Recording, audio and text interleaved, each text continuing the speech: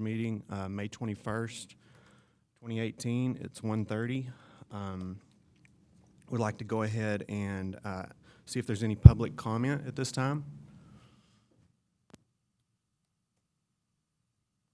Please start by stating your name, and then you'll be limited to 3 minutes. Yes, sir. I'm Eric Igler. I'm one of the local physicians. I live in River Valley Lane, close to Butler Farms. I appreciate you all letting me have a chance here. You may wonder why I'm talking to you about a stormwater issue. Basically, this is money that could be used in your duties that is being flittered away by our city. And I think that you should know about it. Many areas of the city are affected by stormwater issues. Southwest Boulevard, Avenue P, obviously, and that nonsense has been going on for decades. We also have Cristobal Road. These are all people that have contacted me directly. Cristobal Road, Jackson, Red Arroyo, as well as multiple areas around Walmart.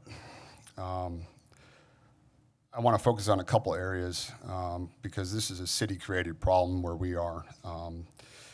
First of all, Whitney Development and Butler Farms, you're probably all aware of that area. Started in 2007. The stormwater plan was totally inadequate. It was a total of 1 paragraph.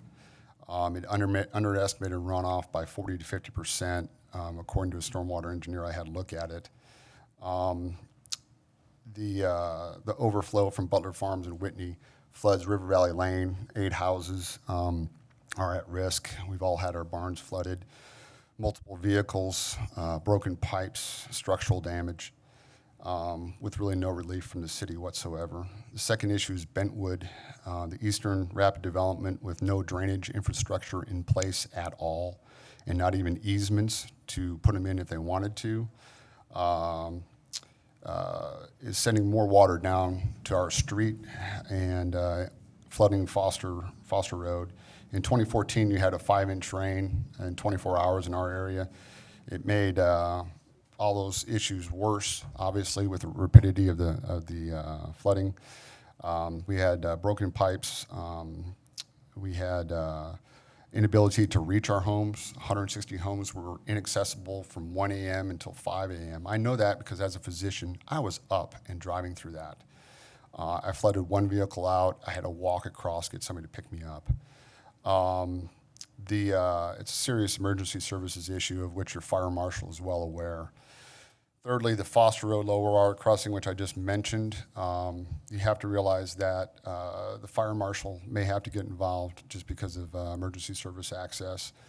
All this has been discussed ad nauseum with city officials. This is my 36th formal meeting, and nothing has been done. I would like to tell you some of the excuses that I've gotten and what I've been told by former and current city officials.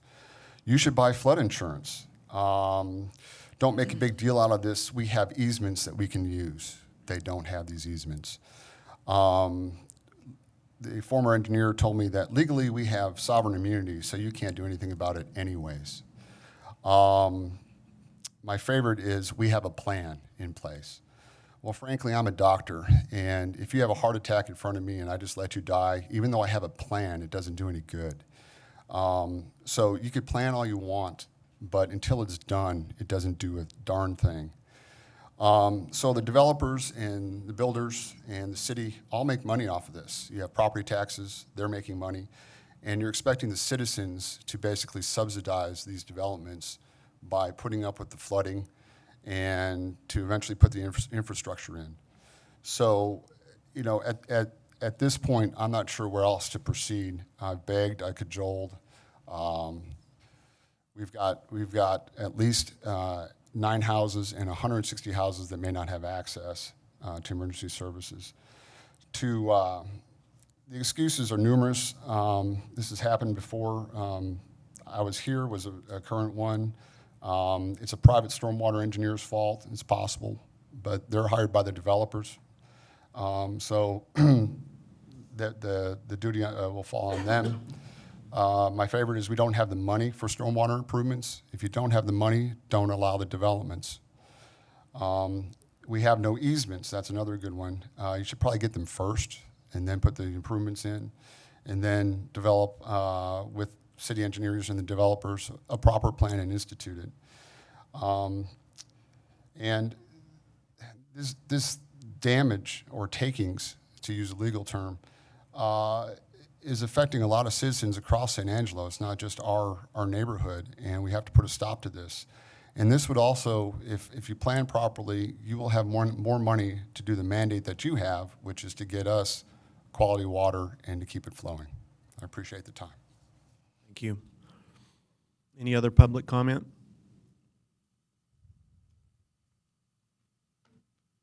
Please state your name. Brenda Gunter, Mayor of San Angelo. I am here to support some of the comments that are made, but I will also tell you that in fact we do, within probably 60 days, have a minor fix to that low water crossing, which should make a big difference. It has taken a while to in fact get the easements in order to do the plan that we have, and it has also meant getting involved with AEP to move some power lines, but it is a small fix to a larger problem, but I do think it will make a big difference. It will probably, as I said, be done in about 60 days. We should have had it done already. The unfortunate thing was, in the process of thinking we had the right-of-way or easement that we needed, the person sold the property, so we had to go to the new property owner and negotiate the terms, which we have done, and it is complete. But in fact, there are water issues. We do believe we have a small fix that should solve many of the major problems on that low water crossing, but it won't fix all of the problems. Any other public comment? We'll go ahead and move into the regular agenda. We'll start with letter A. Has everybody had a chance to read the minutes from February 13th meeting? Have a motion? Motion to approve. Second. Chuck, everybody in favor? Motion carries. All right. Next item, consider appointing a new board vice chairman. Anybody have any comments on that?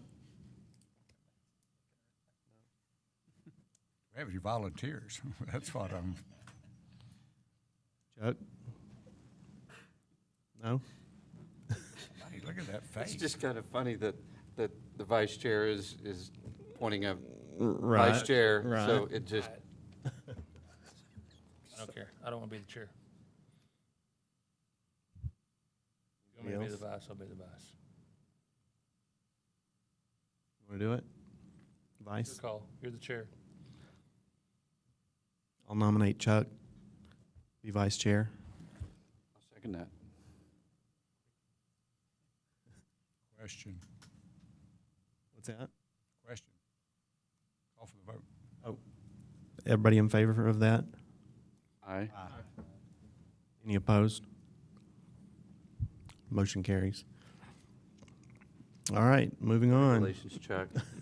Welcome to the family. Kendall. All right, moving on. We'll go ahead and get an update on the water supply projections. Good afternoon.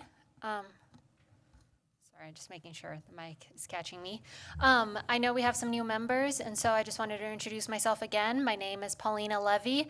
I have been with the city for about 6 months now as the water utilities analyst and also the water conservation coordinator. So today I just wanted to go over the factors that we take into consideration when we calculate the water supply. Two factors come from the outside, and that would be the last pumping date for OH Ivy, our biggest water source. That is determined by the Colorado River Municipal Water District. The second is the evaporation rate for our area. That's determined by the Texas Water Development Board. So in order to do our calculations and see our month supply, we take into consideration the current volume of all of our water sources, the water loss due to evaporation. And then also we do take into account the Hickory groundwater usage, which we average to about 1.5 million gallons per day. So as of May 18th, we have 27 months of water supply remaining. And as it was pointed out in that first slide, that is taking into account no inflow. Any questions? Another thing we'll be doing is CRMWD provides their projections for Ivy twice a year. That's during January and July. So the last working number we're working off is January's projection. We have asked them to provide kind of a midterm update before we get to July, because by the time we get to July, we'll be getting close to that 24-month where we go into drought level 1. And so we want to get their updated projections before we would go to council for authorization to go into drought level 1. So we'll be getting an updated number from them as well. Today, we are 27. I realize it's from 18th, Friday, but that's yeah. where we are. Yes, sir. And that's based on Ivy and all of our area lakes. Yes.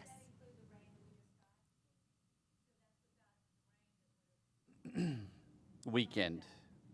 So some of the rain we would see over the weekend and some that we saw last night, or runoff we saw last night, would not be taken into consideration in this calculation. Counting all those area lakes, Kendall, we've got 138,000 acre feet. We've got 41,000 in our area lakes.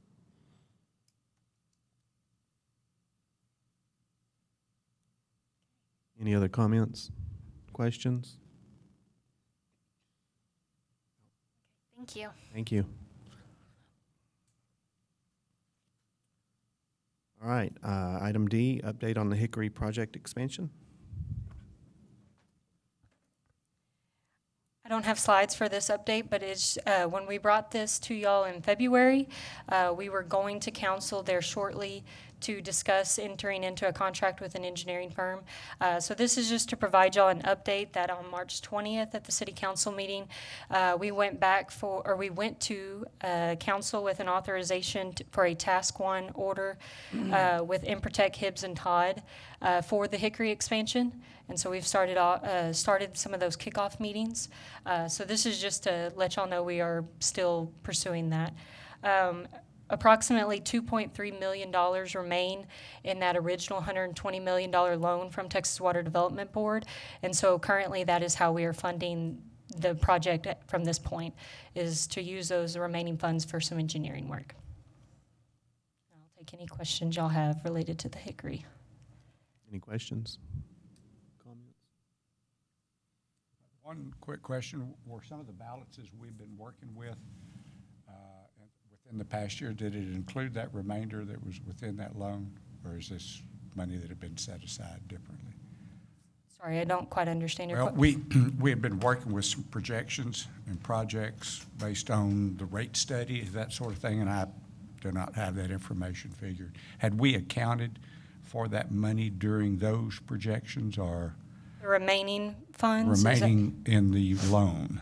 No, we did. Okay, so- What was originally, the original project was to use all 120 million, and so we didn't anticipate any savings when we were building the rate study.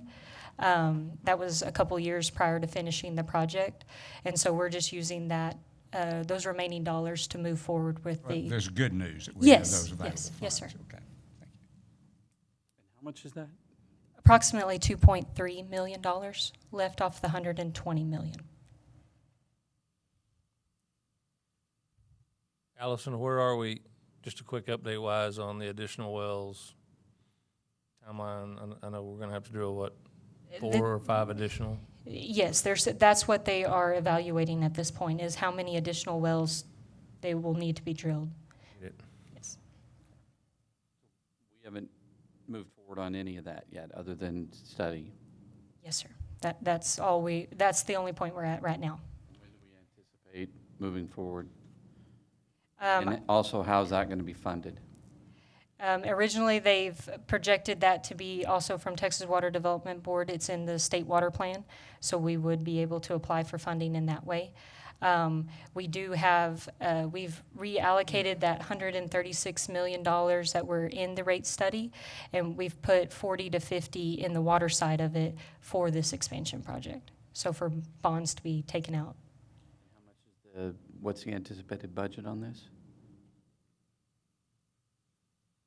I believe over $40 million for the final expansion. 40 million to drill 4 wells, 5 wells? I think that might be for the full 7 that's remaining. That could be drilled. And I'm assuming that's going to also include the water treatment plant, expanding that to its capabilities. Yes, that includes to be able to- everything, both. To get the 12 million here and treat it, 12 million The gallons a day. lines and such like that? Yes, power, all those things to the individual well sites. Anybody else? Thank you, Allison. I guess we'll move on to the feasibility study. So, I'll just do a quick introduction. So it wasn't that long ago we brought to y'all a water supply engineering feasibility study. I know that we had all gone through this SWOT process before. And so what we've done is hired an engineering firm to take a finer look at all the different options and evaluate those. And so Scott Hibbs with Improtech Hibbs and Todd will be giving the presentation and going into detail on that. Thank you, Allison. Chairman, and now I guess Mr. Vice Chairman and members of the board, I'm Scott Hibbs with EHT Engineering out of Abilene. With me today, we have Ellen McDonald. Ellen's a principal with Allen Plummer Associates out of Fort Worth. That's actually the prime lead firm on the project. And then James Beach, you might recognize James, done all the drilling and everything in the Hickory so far. He's with, used to be Guyton, it's now WSP. I wanted to give the board an update today on where we are on this feasibility study that Allison alluded to. And just as a reminder for the board members, what our objective was, we're trying to cast a very wide net. In the days that we live in right now, it's hard to find water supplies. There's a lot of competition, oil field competition, farming, and those types of things that are out there. So our charge was cast a pretty wide net, look at anything that appears to be feasible, and come back with some recommendations on how we need to proceed. So we are working on providing that guidance and that roadmap, and what I'm here to do today, along with Ellen and James, is to give you an update on the process and where we're at and what the roadmap looks like to finish it up. This is a slide that I have used with the council before that I kind of like because it puts into pictures what you guys are facing as a board and as a city. So you have the Hickory well field. You know the restrictions that are with the Hickory, how much water can be produced. It increases in 2036. And I've overlaid on top of that the current yield of Ivy. And just to keep everybody kind of on the same page, you are aware that the yield of Ivy has decreased substantially from how that project was originally envisioned, how it was permitted, and the city's share of Ivy's yield today, as it stands in Region F, is somewhere just a slightly north of 5,600 acre feet, when originally you were thinking somewhere in the area of 15,000 acre feet. So we have lost 2/3 of the capacity of Ivy. That's evident by how things are today. And that number won't go down. I mean, won't go up. It could actually go down. We're not quite out of the drought on Ivy yet. But we try to overlay that 5,600. So the difference in the red line and the purple line that you see, the purple line is Region F. Everybody is well aware of the state's water planning process. It's a very robust process. It's also one, though, that you put every number that you can conceivably think about and want to anticipate in. So generally, it's a high number when you're looking at what the demand might be. I have calculated and have provided a more realistic demand based on city growth patterns, looking at a reserve, and those types of things. But it doesn't matter which line you look at, you still see the challenge as time goes on with trying to meet the supply needs of the city. And the challenge that you're facing that you heard from Paulina just a few minutes ago relates to Ivy and to the other water supplies around. If we ever get to a point where you cannot pump from Ivy, then the blue part of this slide goes away, and we're dealing with just the Hickory, and we're trying to make up that difference with this project to ensure that the city has a reliable supply of water even in the midst of the drought. So our timeline started and looks like this. We identified a number of options, which I'll talk about. We conducted back in November what we called a fatal flaw workshop. What options did we put on the table that just could not move to the next step because they had some type of fatal flaw that would prevent them from being a viable supply? We also then moved in February into a more formal, detailed screening workshop, which included your consultant team and city staff, and we'll show you the results of that process. From that particular workshop, we have whittled the 24 potential options down to 4 that we're right now in the process of doing a detailed evaluation on. So what do those 24 options look like? As I said, we tried to cast an extremely large net. We had 6 groundwater options, 3 purchased water, meaning you're buying water from somebody else. Potable reuse had 8 different options, and then 7 that don't fit into any of those categories, but we felt that we needed to look at them. So all in one place, this is the list. We kind of categorize them by those categories that I just mentioned. You can see the 6 groundwater options. We move into the purchase water options, CRMWD, City of Abilene, and private suppliers. You see the number of potable reuse opportunities, and then what we kind of classified as the other category. So the first step after we identified and looked at those was, do we have any of these options that have a fatal flaw? Is there anything that would preclude them from even being evaluated? So fatal flaw would be something like poor water quality. Right now, the buzzword in the state, everybody wants to find a brackish water supply. Brackish water sounds good. It plays well in Austin with the legislature, but trying to find where those supplies are, how much is there, and what the quality really looks like can be a real challenge. So poor water quality could be a fatal flaw. Short-term supply only. I think if you've read the Region G plan or Region F plan, you know that subordination, for example, is one of the strategies. Subordination is nothing but changing paper to show that you have more water on paper. It doesn't supply any new water. So we didn't feel, as we looked at that, that's it's a short-term solution. It provides something on paper. It really doesn't provide anything else that you can use. And then of very much importance from our standpoint is it's the reliability during a drought that you're really looking for. The challenge that you have, as long as Hickory and Ivy are online, you have enough water to make your daily needs, particularly right now. In the future, we'd need to look at it. But if it doesn't increase the reliability during a drought, that was termed in our world a fatal flaw. For example, letting water from the wastewater plant go down to augment Ivy. That's a great concept, but if Ivy is dry, it doesn't matter if you can get the water to it, you can't get it out of it. So it's that type of analysis that we did. So we took those 24, and these were the ones that were eliminated. And I provided not only the option, but also the fatal flaw that we found with it.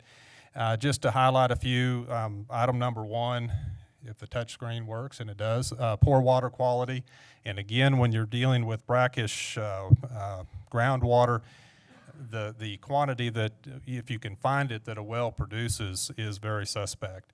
The other great thing that you hear about a lot in the state right now is aquifer storage recovery, ASR.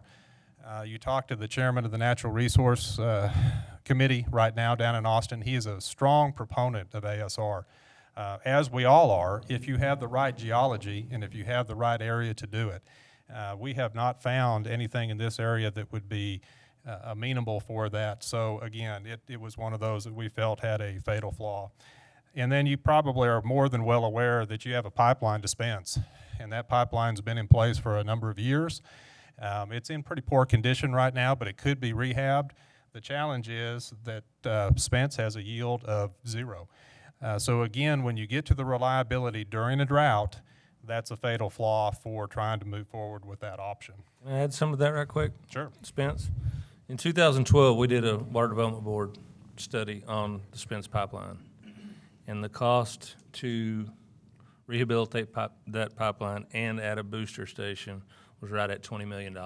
The pipeline is, right now, it's ill repair. It's got some holes, it's not workable. The one thing that may need to be put into this list of options as an afterthought is the city of San Angelo has a 3,000 acre-foot water right perpetually to EV Spence. Also with that, they can put 6,000 in the bank. So at any one time, if Spence get rain and none of the others get rain, we could potentially, if we had a pipeline in place, take 9,000 acre feet of water for that in a year's time. So just something to think about. It is, and Mr. Brown, that's a very viable strategy, obviously. The challenge has been historically that unfortunately Spence has performed of the reservoirs worse than any of the others. But it is, and then the other thing to keep in mind from a pumping standpoint, you've got to go up over the hill before we come back down into the city. But it is something to keep in mind. So of those 24 options, the fatal flaws eliminated, this is what we had to move forward to the screening phase. In the screening phase, the consultant team did what we call planning level analyses and cost estimates to look at how each one of these options would be developed. We actually then came and sat down with the city staff back in February, as I mentioned, and spent the better part of a full day going through each one of the options, having some pretty robust discussion, presenting our findings on what the preliminary planning level costs and those types of things look like. As we came out of that screening workshop, you can see here that 7 of the 10 remaining options were ranked, and we eliminated the purchased water options at that point. A couple of things on the purchased water option, and I'll go back. So we had CRMWD, we had the City of Abilene, and we have what we call private suppliers. One of the things that I have found in working not only on this project, but also being involved with the West Texas Water Partnership as the technical consultant, there are a lot of people out there claiming that they have water supplies that they want to sell to municipalities. We have, over the last, the partnership's been doing this 7 or 8 years, looked at anything and everything that comes our way from potential third-party sources, with the concept being that we never want to be caught in front of the board, in front of council, saying, we didn't evaluate that. And I can tell you that we've had some pretty crazy ideas to evaluate over the course of time. Through this process, we actually had one private supplier that approached the consulting team early on. We requested a fair amount of additional information from them, and at that point we have heard nothing but crickets. So private water suppliers, they're out there. They all want to sign you up to a contract today. If you'll pay them $4 a thousand gallons and you'll commit to 10,000 gallons a day, they'll sign a contract, but who knows if they can ever perform on it. So as a general rule, they're the most unreliable that we found to work with. City of Abilene and CRMWD are both in the same situation. I think they're, and we've talked with Allison and staff about this, they are great options should Ivy go offline before you get something else online. No doubt in my mind that your neighbor to the north, Abilene, would make would do a short-term contract, would make something work. There's very little doubt in my mind that CRMWD wouldn't do the same thing. But neither entity has the ability to make that a long-term commitment to the city. So that's why we pulled the purchased water systems off the list. So everybody likes this graph. This is kind of the end result of that day-long meeting that we had between the consulting team and staff. And what you're looking at are all of the viable strategies that were evaluated with a number of decision factors that we had in there. And we tried to do two things. There are several decisions that are strictly objective. For example, supply quantity. We set the scale, as you can see on the right-hand side. If it produced less than 2,000 acre-feet per year, it had a score of 0. If it produced less than 8,000, it had a score of 3. If it produced over 11,000, it had a score of 5. So these were things that are not subject to opinion, but are just subject to fact. And there are a number of those factors that we evaluated that just had nothing to do but what the facts were, and based on how we scaled those facts, that's how it was scored. There were also a number of items in there, as you can see, that have some subjectivity to it. For example, public acceptance. There's not a hard and fast way to gauge public acceptance, but we took some general understanding of each option and general understanding of how the public would respond, and were able to add scores to that. This was an effort that was a group effort, if you will. This is the result of that process. So you can see of the 7 strategies that made it to this point, Pecos Valley groundwater had a fatal flaw just due to cost. The distance, 180 some odd miles when we did the preliminary level look, you just couldn't go that far for that little water. So we considered it a fatal flaw. And then everything else kind of ranked out. You can see it on the bottom, what the total scores and how they ranked. So after applying that, we do the screening, we have those scores, what moves forward? And now you're looking at the list that we're at today. So from the 24 that we started with, 1 groundwater option remains that James will go through here in just a minute. And 3, what we call potable reuse, the direct potable reuse, which has been studied before and brought before this group. And then 2 options for indirect potable reuse. Lake Nasworthy has been looked at before. We're re-looking at it again. And then we're looking at a strategy to perhaps augment the Concho River with the wastewater, pick it back up a little further downstream, and bring it back into the city's water supplies. So that gets you up to speed on how we go from 24 to 4. And now I'd like to have James and Ellen give you a little bit of background on the 4 items that are remaining. Great. So again, I'm James Beach. Edwards Trinity Plateau Aquifer is a large aquifer. It's considered a major aquifer by the Water Development Board. We chose it because without choosing any specific area or identifying a location, looking across the area generally, as you see here in blue, then we see 3 particular characteristics. It's got reasonable quantity. The quality of the water is really good, and in general, and in all the areas that we looked at several specific areas, and generally the water quality looks good. And then the reliability, we feel, because there's less competition than some of the other groundwater sources out there, we feel like the reliability is reasonable as well. And those are the main characteristics of why this one makes it through the screening process at this point. And we're going through more detailed analysis, as indicated earlier, to refine that assessment. Any questions? Where would your wells be, your water wells? I'm sorry? Where would your wells be drilled? As far as location? Yes. We haven't pinpointed a particular location yet. What we've done is taken some general distances. Obviously, pipeline distance from the city is important when we start talking about doing a detailed cost analysis, which we're doing in the next assessment, or in the detailed assessment. And so what we've done is taken several areas that are sort of, we think, a representative distance from the city, and we're using that for costing. But at this stage, we don't feel like it's important to identify a particular area or that it's the best thing to do at this point. So there's availability there, there's excess availability, there's possible water that could be tapped and rights that could be bought. There is physical availability, and we know that because of looking at the technical data.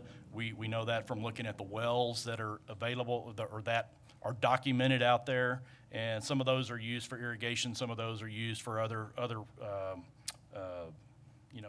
demands. And so we know that the physical availability is there, and with regard to any groundwater purchase, it's always a private transaction generally, and so we haven't gone to the detail of identifying specific areas per se, but in general, the aquifer is a reasonable source, and its reliability better than some of the other aquifers we looked at. Is there any concern from the water districts as far as resisting this effort? There's always a concern if there's a groundwater district that you're trying to purchase water from, and especially for exports. State law does not allow districts to discriminate against exports, but you never know exactly what kind of resistance you'll meet.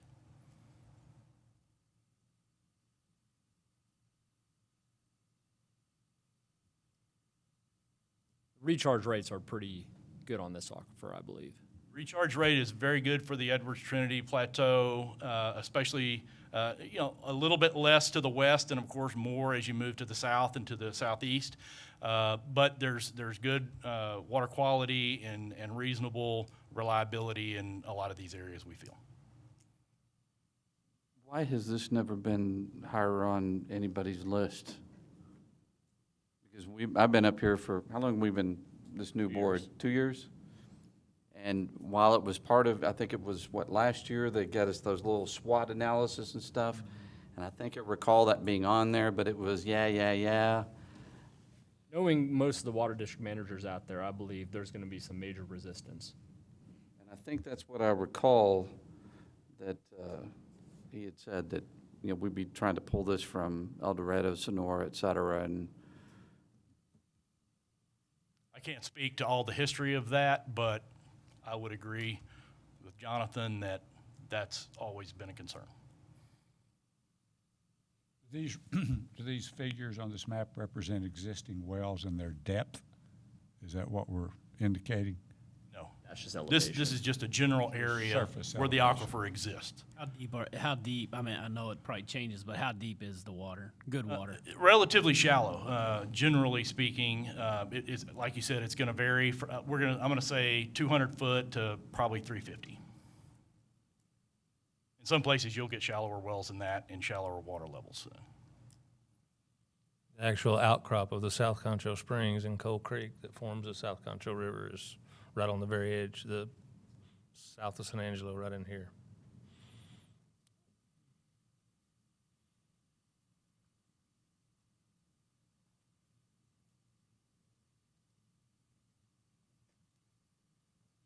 I think this is a question more for, I don't know if it's the same question as you did about how, and this is less for you and more over here, how these conclusions compared to when we walked through the SWOT analysis and some of that stuff, and how we came to some different conclusions relative to what we're seeing here in this presentation.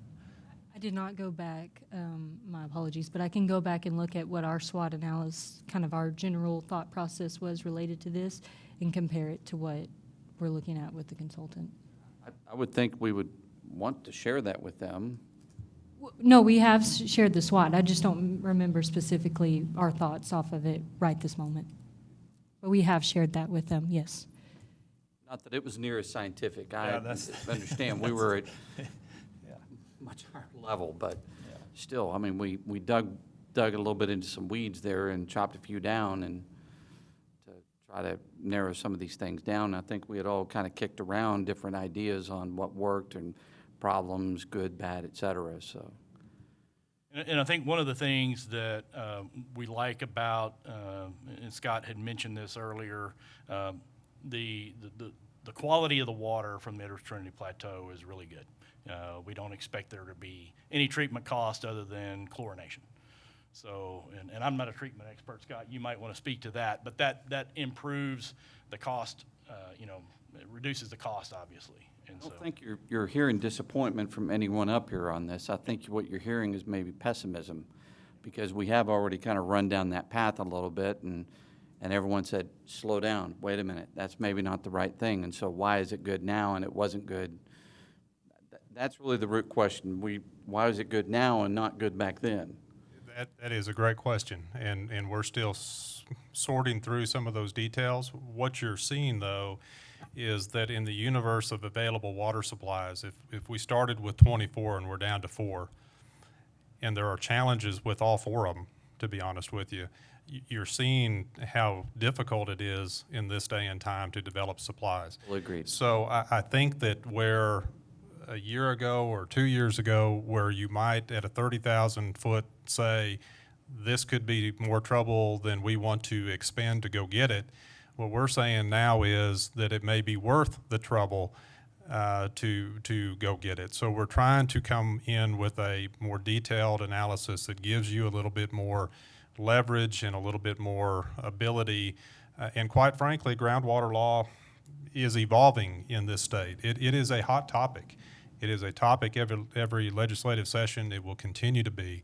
None of the 4 options that we're looking at are easy.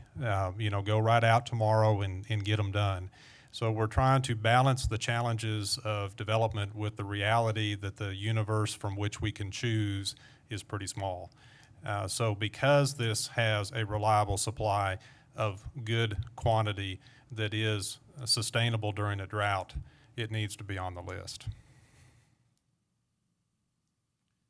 You think that one's challenging, Ellen?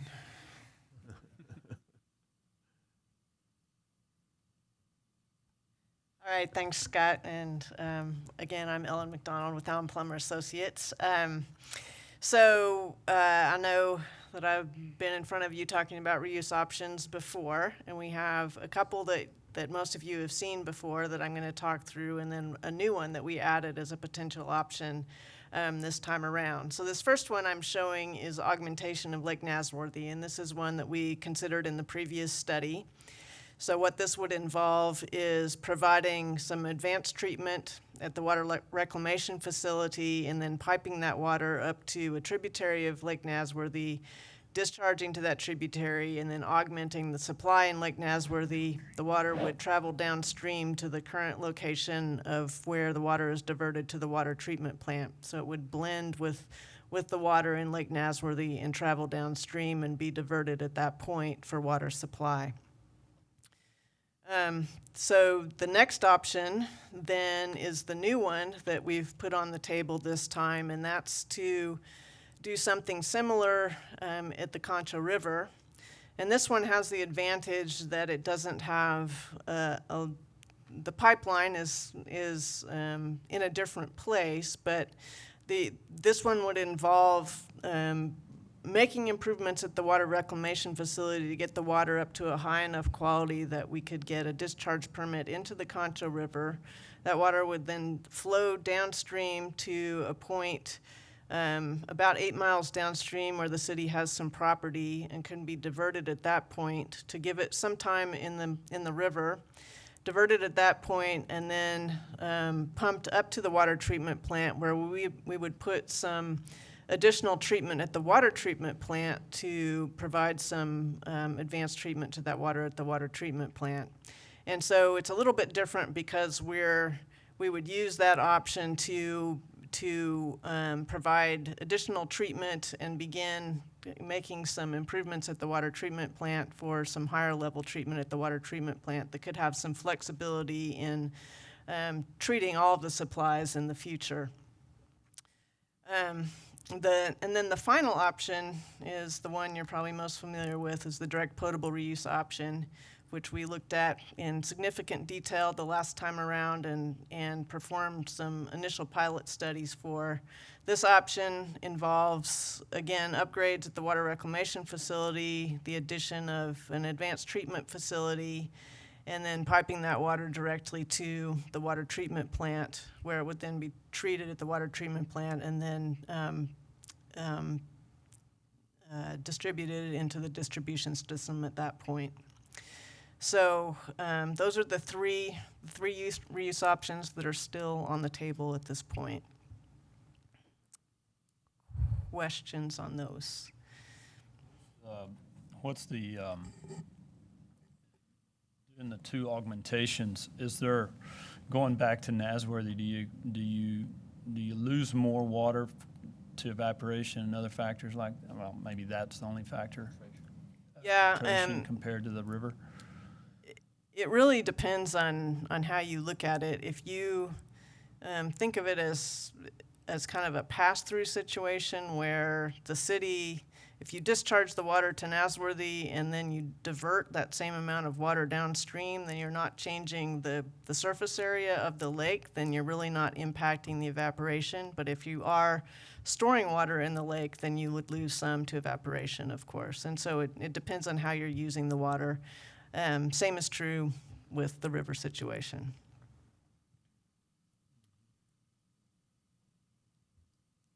I wouldn't think that it would change anything because, as I recall, you typically kept Nasworthy down, was it a foot, 18 inches, something like that, in the event of a nice water event that we could capture it and keep it and before sending it down. So I would assume that you would want to do the same thing. Right, we would still maintain levels like we do currently, yes.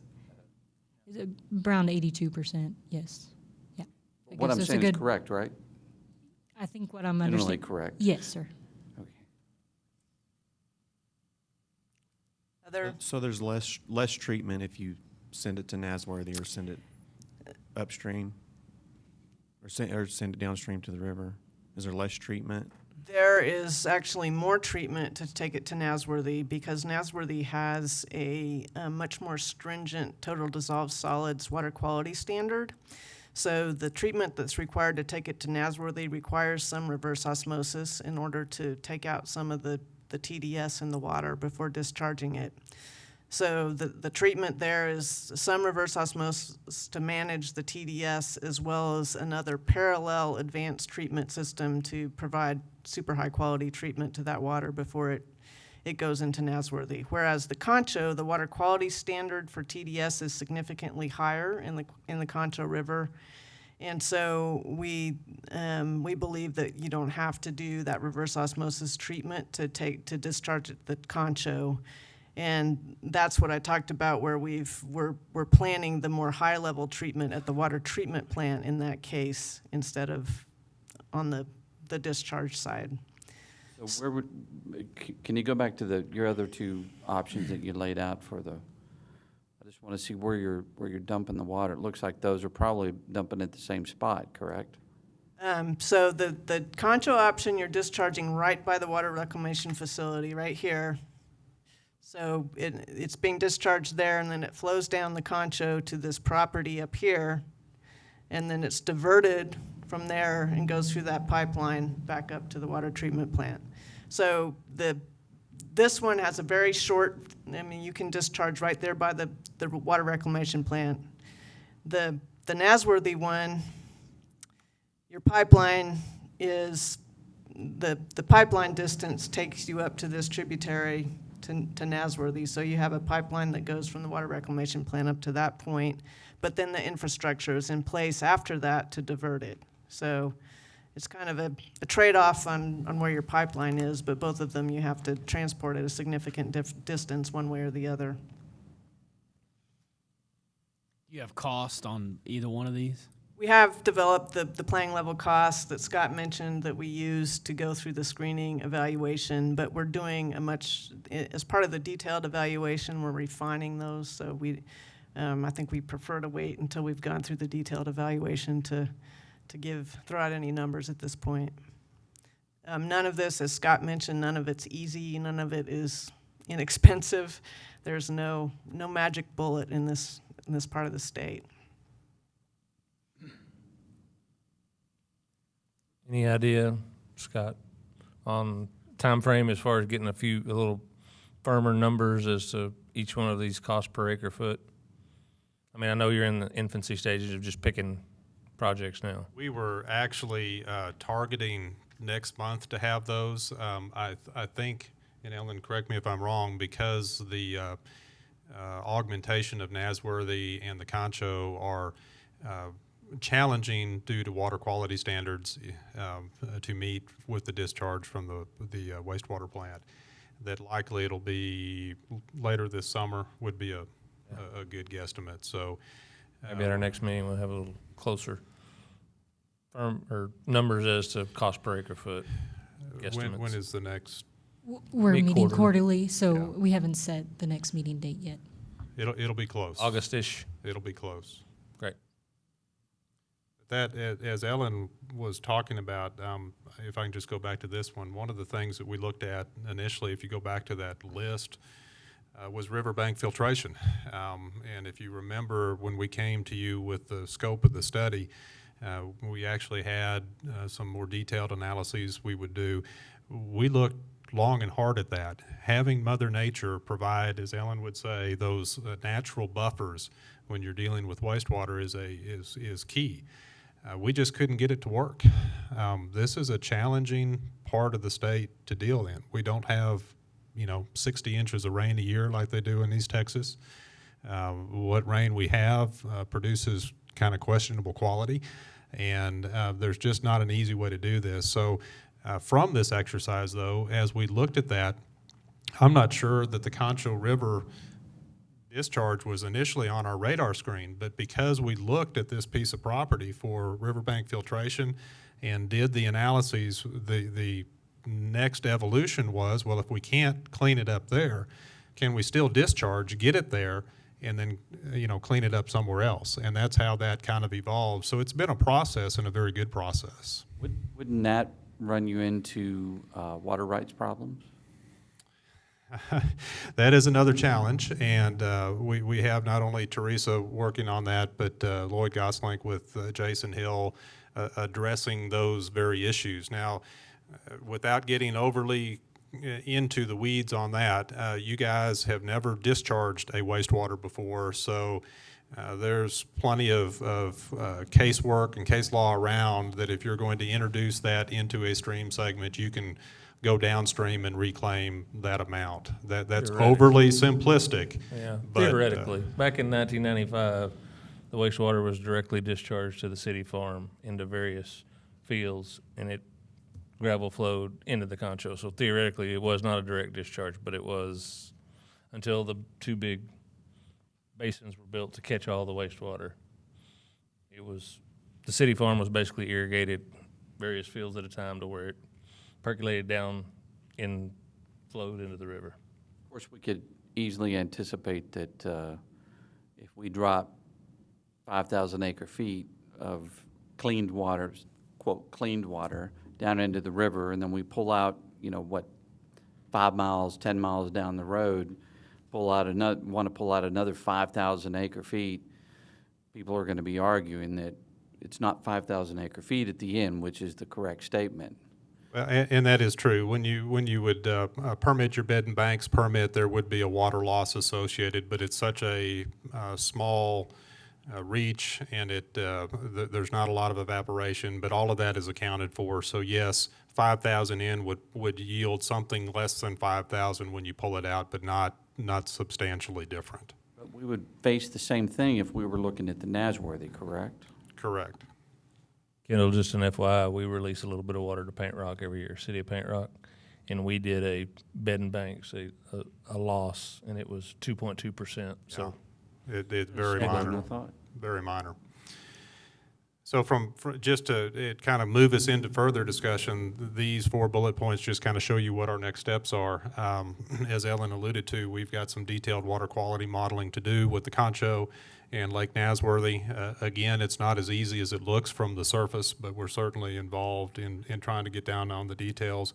We're completing those detailed evaluations of the 4 options, looking at what it's going to take to actually move from a land application to a discharge. thinking through the bed and banks issues that have to go along with that permitting process and working with the legal folks. And then we'll bring all of that to city staff and hold another workshop that will culminate then after we meet with them with coming back before the board and sharing our findings. So kind of with that in mind, we're open for any discussion that you'd like to have. So is this, I mean, one of the limiting factor would be dollars, I'm sure, but are you able to, is this a either or is this a mosaic of options that we're, even now that we're only down to 4, but is it one of those 4, or is it a potential 2, or how are y'all thinking about that, or do you know yet? That's a great question. I would say with anything reuse, so of those 3 reuse options, it's one or none. I mean, you can't split the water on what you would do with it. You could augment that with the groundwater if that looked like a viable strategy. You could actually have a reuse strategy along with a groundwater strategy. So at most 2. Realistically, because of dollars and cents, you're probably looking at 1, and then would put the other one kind of in the hopper for the next opportunity. Going back to your first slide, do these 4, with your projected demand versus what our supply is, does that solve the problem? It solves the short-term problem, and you're going to have to, let's go back to that one if I can.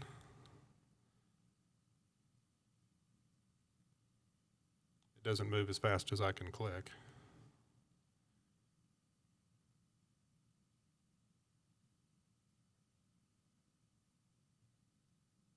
Is there a quicker way, Allison, to get there?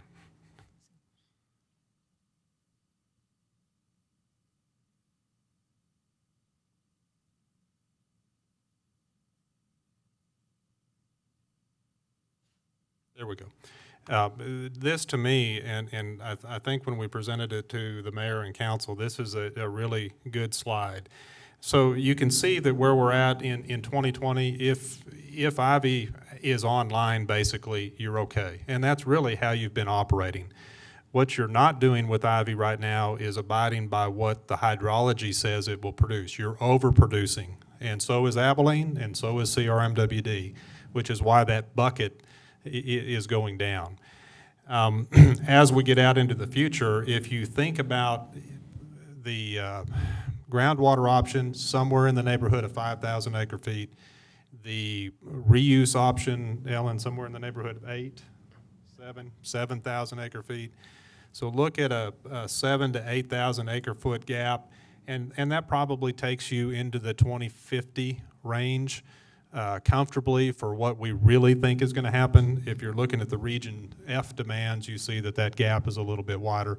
So I think that this is a reasonable approach for that next 20, 30 year kind of cycle, but it certainly underscores that we still need to always be looking for future water supplies. I told Mr. Brown today that, you know, the foresight of whomever was on the city council or whoever made the decision back in the 70s to do the Hickory, where would you be without the Hickory?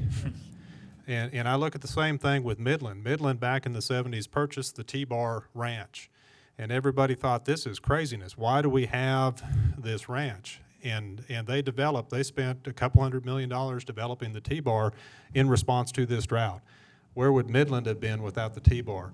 So decisions that you guys make today not only set the stage to get you that next 20 or 30 years, but I'm going to argue that you've got to be thinking that 70 to 100 year future, which is exactly where I see the West Texas Water Partnership with Abilene, Midland, and San Angelo kind of dovetailing with this process. This gets you the shorter term, however you want to define that, but you can't lose sight of what you've got to always be looking for, and that's water.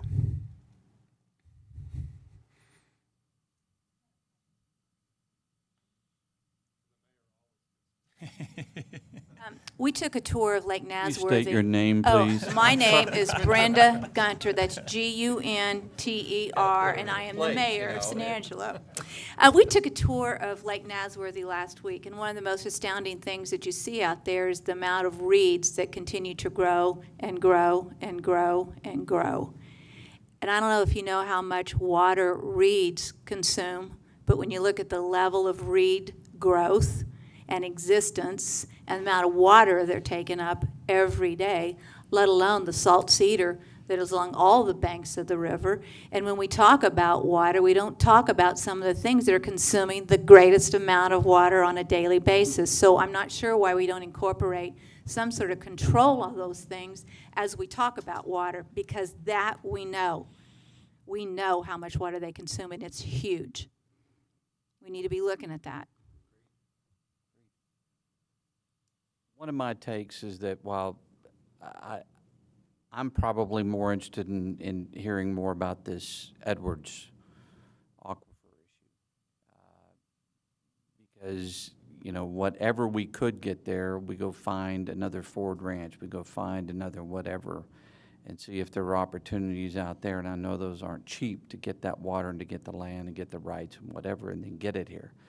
But at least something like that, like you just mentioned, the Hickory, someone had the foresight to do that. And that was a one-time deal that someone did a long time ago. And while some of these options on the water reuse, whether it's a direct potable or the Nasworthy or the Concho, when it's done, it's done. You're not making any new water. You're not. And at least if we can examine and really, that's why I guess what I'm kind of disappointed is that of the 4 options you've got shown over there, only one is, quote, new water. And I was hoping that would have at least been 2. Well, I'd argue that the wastewater is new water from a potable standpoint. But it doesn't read, it's not going to make new water. But it is new water. Yeah, it does make new water. It's 7,000 acre feet that you currently do not have today. And the good news about it is it's your 7,000 acre feet. You don't have to go get it from somebody else. So I'd change your paradigm a little bit and say that, yes, for that one time that you tied up, after that, it's not a significant increase. You know, it increases kind of like population. But from your potable supply portfolio, it would be a new component of 7,000 acre feet that I'd argue is pretty darn reliable because the citizens produce it every single day. So from a drought standpoint, and not having to fight your neighbors and not having to worry about if the well is up or down, it's a pretty robust supply. Not going to disagree, but my belief is that I'm going to be asking you a lot about that, okay? Bet. About new water, and we can argue over whether you call that new water or not, but that is my belief, and so I want us to be looking beyond today, tomorrow. I want us to be looking 50, 70 years out there. Absolutely. And that's the goal of, I think what all our steps need to try to be is to move us to that step. And, No, I fully agree, and I wish we had more than one option to bring to you. But when you put the criteria to it, again, we can go over to Reeves County and find water. It's just hard to get that water in the quantity that we need here. Then that's where the envelope of the West Texas Water Partnership kind of starts to overlay. Now you're looking at the 3 major West Texas cities that are not part of CRMWD that may be able to develop something like that in a cost-effective manner. That is what gets you to that next 50, 70-year supply that we're looking at. So I think there's some synergy as we move further out. The projects get dramatically more expensive, but if we move further out in a collaborative effort, some of those I think you're going to find will ultimately be doable. I think something we're overlooking too, and Allison, you might be able to comment on this, but our water treatment plant, it's old, it's pretty rough condition, it's probably going to need some work, I imagine. If we did something like DPR and we had a brand new water treatment plant, then that might open the door to the Roto-Royo project down the road, because I think if you could clean up the water reuse or the wastewater, you could clean up the stormwater. I think TCEQ identifies those as the same thing. So that might open the door to the Roto-Royo. Am I misspeaking here? So a treatment I guess, component is factored into definitely these direct or indirect potable reuse ones. And so that would be another, I guess, pro to the list of the different options is if it could treat future supplies outside of what we're designing for. If that answers your question. But that is a part of the detailed evaluation that upgrades of both facilities, both the wastewater and water treatment facilities, would be looked at. One other comment, no one's mentioned that when we discussed the wastewater before, there are some concerned citizens within the county that One or two. have an encumbrance issue that would need to be resolved, I think. So it will not come without some controversy if we choose to go that way. That would be up to education. That's up to us to make sure people are educated. I will say it's probably going to be easy. Oh, Brenda Gunter, Mayor of San Angelo. I think it'll be easier to negotiate with the people in El Dorado and Sonora than it will be to sell people on wastewater treatment. I think they would prefer taking the battle to El Dorado first. Kind of where I was pointing on that. Well, if you one look there, at it, too. you've got one, quote, DPR in the entire state at Big Spring. And it's really, in my opinion, not a DPR because they're putting 1 million gallons of treated water into about 15 million gallons a day that goes to Big Spring, that goes through a pipeline, and then into another settling pond that is then treated again. So really 6.7% of your drinking water every day is, I wouldn't consider that a DPR. Wichita Falls plant is decommissioned. It was built in 2014 and decommissioned in 2015. And I think that's one of the reasons citizens are so concerned about it because we don't have a great example of somebody doing a good job of treating wastewater. And so we don't want to be the guinea pig here in the process. I think just looking at every option, I mean, None of these four options that remain, any of them will have issues politically and public perception with all of them. But that is something that we'll keep discussing because it's not going to go away.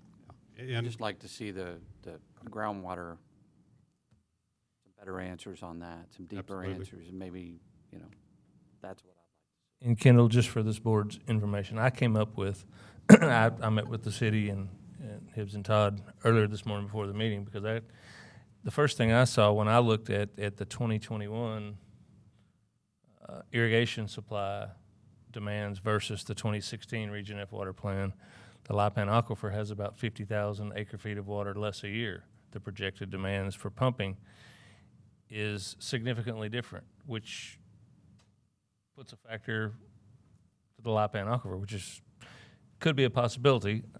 There's some different thoughts and some different processes that are going to have to go through, but I wouldn't discredit a very quick recharge aquifer of providing a potential amount, because if you think about it, we have enough water to get us to 2036.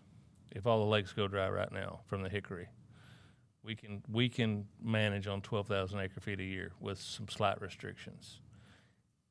If we get another 3,000 acre-feet of water from somewhere, after 2036, we've got 12,000 acre-feet of water perpetually from the Hickory. That's our lifesaver. So we do need a little bit more, but do we need to spend 200 million more to get 3,000 acre-feet, or do we need to spend 40 million? Do we need a diverse portfolio, or do we want to put all our eggs in one basket? I guess that's what it's going to come down to at the end.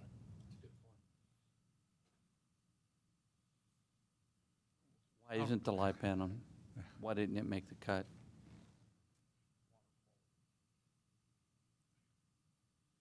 Lipan is a very sustainable aquifer, very long term. We know that it recharges. The challenge with the Lipan is there's already so many straws out there for irrigation, and from a slight difference in terms, for this study, we said it's less resilient during a drought. The resiliency or the reliability during a drought is less because the demands are going to be there for irrigation during a drought as well. We know that long-term that aquifer is sustainable because of the recharge from the south and the west, and so it's sustainable but not reliable when you need it to meet the shortages during when all the other sources are stressed. I understand that point, but again, it's kind of back to Chuck's point that, and this is stuff that we've talked about previously of kind of our whole strategy was to maybe have a portfolio of items as opposed to this, and have as many as we could check off. And it goes back to the Hickory that, you know, when we have good flow from Ivy, when we have good flow from O.C. Fisher, when we have good flow from Twin Buttes or whatever it may be, or it could be the Lipan, then you crank down that as low as you could possibly go, just to keep the system flowing and alive. You know, that would be the goal, and then that kind of, then Hickory becomes our get out of jail card. So that's kind of, again, that approach of looking at the entire portfolio. So I think this is very, very early on for these guys. They've got a lot to digest. They've got a lot of different irons in the fire they're going to have to look at before they get a little closer to what they think may be the best options for us too.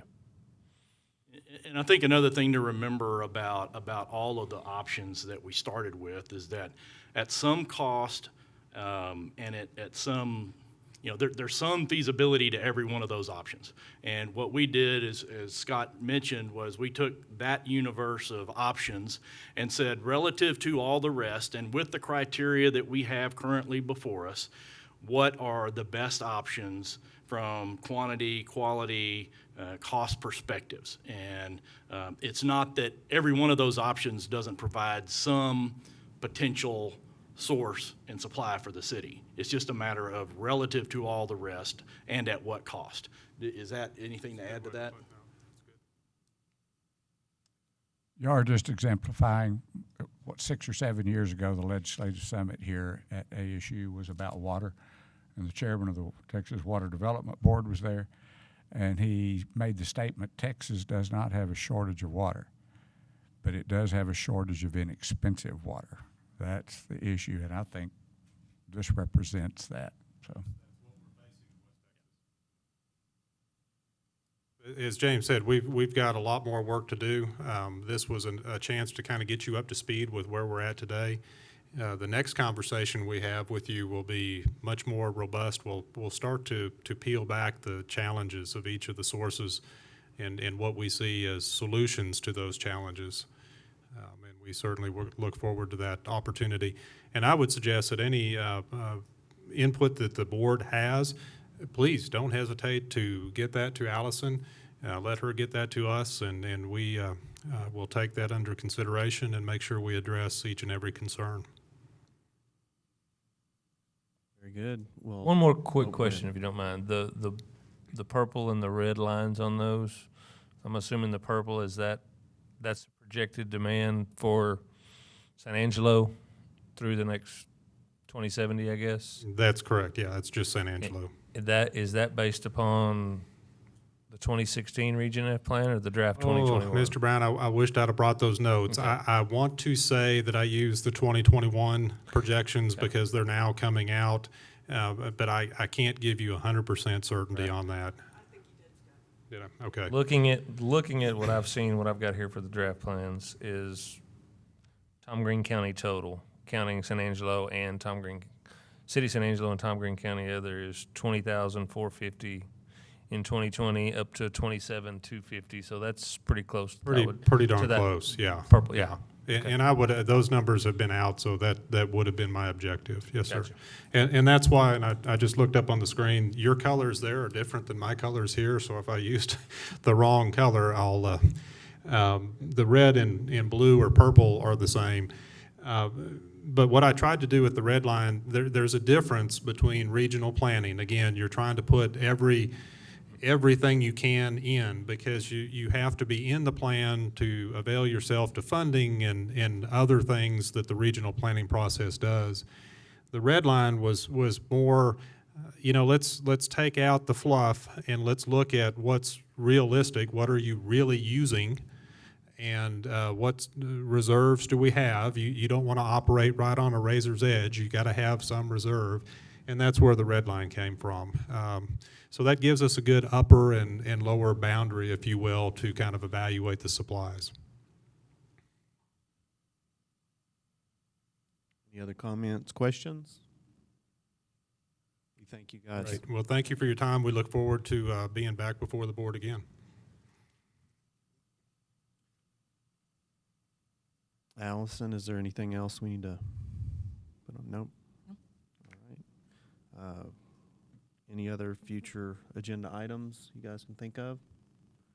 I would, we've talked about this a while back, and we never really have approached it, but I still believe that, I think we need to look at our water conservation plan again, and what I believe on that is that our drought levels of where we've got is 24 months, then it's 18 months, and then it's 12 months, and by 12 months, Katie bar the door, we're in deep pookie at that point. And I just believe that there needs to be maybe a better staggered approach to that, and maybe it's 30 months, and then step down, where the clock starts earlier before we get to ground zero. Correct. It's just my belief. Okay. Paulina did a conservation plan update last meeting, but we didn't focus in on the trigger points related to the ordinance and when we go into drought levels. So we can come back and have a discussion on that side of the conservation plan as well. And I know it's, at this point in the calendar, it's too late, because Right. we're already at 27, so by the time we meet again, we'll be at 24, or close to it. It's going to rain. No, we're not. We're gonna have a hurricane. So, but anyway, you get the, I know it always rains in September, always. Jonathan's gonna fill up all our lakes for us. But I do think I we just still think need that to it- have the discussion no matter the timing of it. So be a we'll discussion put that on the next agenda. About those trigger points, and that also has to do with revenue also for the city. Correct. Yeah, because you've got to understand that they're in a catch-22 because they're selling 25% less water than they were before the drought, but they still have their O&M costs are Why I are said the it's a same. revenue issue too, So that is something we can certainly try to help y'all with if we can. So I guess you'll reach out to us on setting a date for the next meeting. I think that works best rather than trying to tentatively schedule one now. I'll reach out, and that way it can hopefully schedule other, if there's other items that y'all think of between now and then, we can add those to the schedule as well. Very good. Do I have a motion to adjourn? Second.